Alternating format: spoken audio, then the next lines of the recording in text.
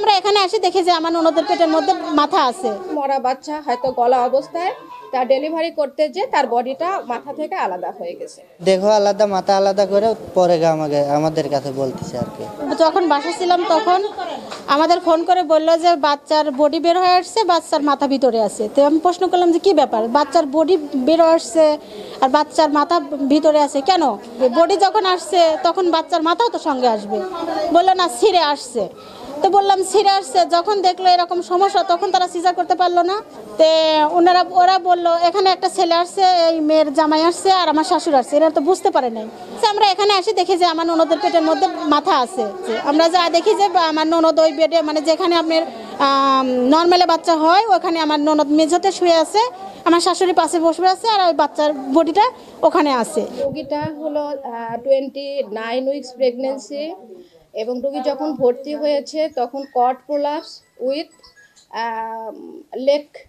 Leg prolapse and cord prolapse, cord pulsation. Doctor যখন cord pulsation absent সেটা diagnosis হয়ে গেছে এটা আইইউডি, মানে গর্ভে মৃত বাচ্চা।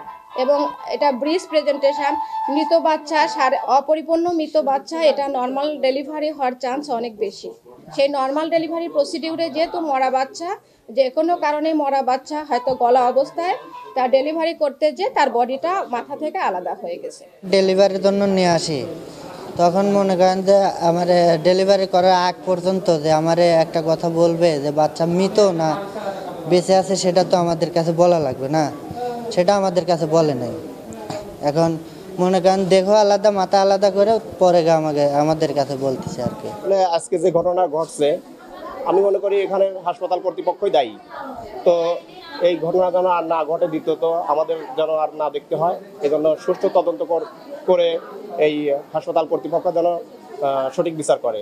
সকালে ঘটনাটা যতদূর জেনেছি ঘটেছে হচ্ছে রাত্রের নাইট শিফটে যেই আমাদের কর্মরত সিস্টাররা ছিল ওনাদের সময়, ওনারা সকালবেলা একটি রোগীর ডেড বেবি ছিল, 7 মাসের মৃত বাচ্চা ছিল মহিলার পেটে। ওই সময় বা ডেলিভারি করতে যে ব্রিজ প্রেজেন্টেশন ছিল, মানে আমি যেরকম জানছি যে ব্রিজ প্রেজেন্টেশন ছিল, ওই মানে পা নিচে ছিল, ওরকম একটা বাচ্চাকে ডেলিভারি করার সময় মাথা এবং শরীর আলাদাভাবে ডেলিভারি হয়েছে আর কি।